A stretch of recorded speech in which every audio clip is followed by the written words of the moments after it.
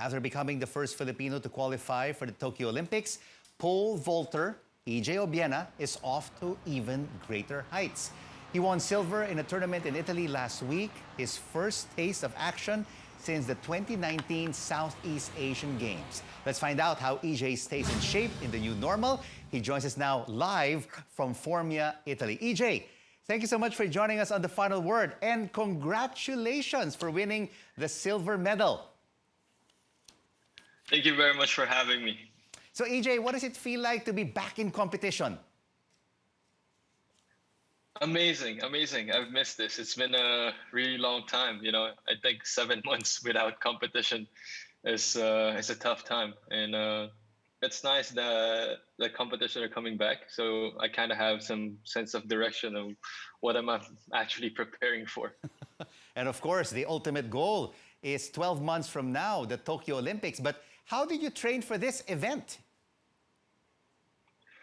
I didn't actually train that well for this event.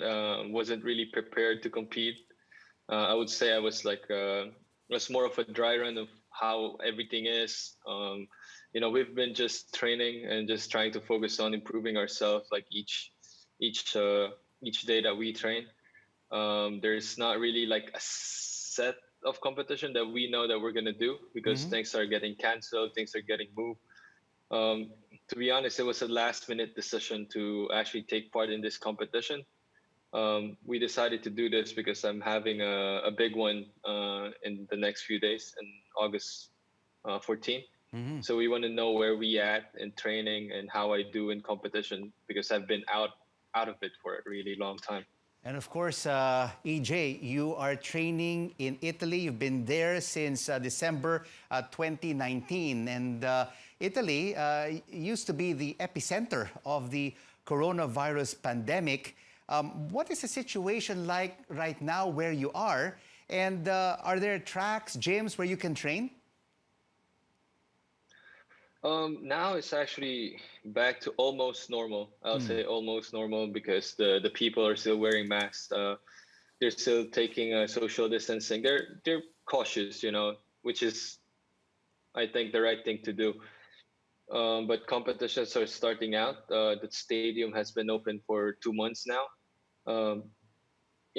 They're progressing. They're actually getting some improvement, and I'm hoping that it's going to be the same in the Philippines in the next few weeks.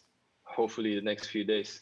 And everyone here in the Philippines and all your kababayans around the world are really following your journey to the Tokyo Olympics in 2021.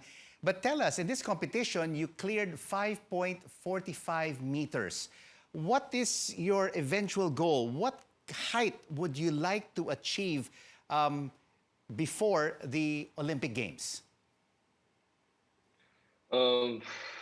That's a tough one. Before Olympic Games, it depends, To be honest, I want to be jumping close to 6 meters, hopefully 590, 95 before the Olympic Games. But you don't really know what's going to happen. It's still a year from now, so I'm just working on my weaknesses and adjustments on my technique. But if you're asking me about how I wanted to jump in this competition in 3 years, I wanted to jump at least like a 60, 65. I was really rusty. I was really, how you say, out of the zone of the usual competition. Wasn't really clicking, made some wrong adjustments, actually made a lot of wrong adjustments. It just shows like how much I've been out of the competition. Yeah, it is really very frustrating when you cannot really train every day and you're facing this health crisis. It could really be, it could really boggle your mind because it's also not only a physical competition, but also a lot of psychological strength that you have, that you need to be able to put you over that bar. True.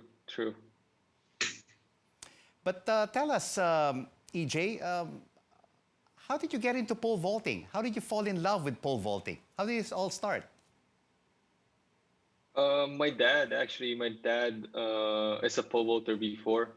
He represented Philippines in multiple Southeast Asian games as well. So that was way back when I was like 5, 6 years old. You know, I hang out. I mean, not hang out. I'm with my parents in the track, and while my dad trains, and you know, I see him jump. And you know, as a kid, it's really amazing to see someone do that. And I kind of have interest on it, and I was like, I want to try it. I want to have fun. I want to try the free fall. I mean, as a kid, I wanted to just feel that free fall, that flight. And I think that's where I really got started into it. So your parents have been your inspiration towards your goal. Yes. To become a world-class pole vaulter. You know, a couple of weeks ago, EJ, we spoke with Natalie Uy, and she also wants Yeah. to qualify for the Olympics next year. So she's building up towards True. that. What kind of advice can you give Natalie as she tries to seek that, you know, that qualifying spot for the 2021 Tokyo Olympics? I mean, she's on the right track. I mean, she's jumping personal best and national record here and there. I think that's a really good start. It might be not the closest one. If I remember, the qualifying for women's is 4:78. She's at 4:30 right now, but you know, the dedication that she has and the coaching that she has right now, it's on a good road, and she just got to stick to it. You know, I know her personally. We talk a little bit, and she's with a good group of people, and I think she's on the right track. And you too are on the right track for the 2021 Tokyo Olympics, EJ. Thank you so much for joining us on The Final Word, and good luck on your competition next week.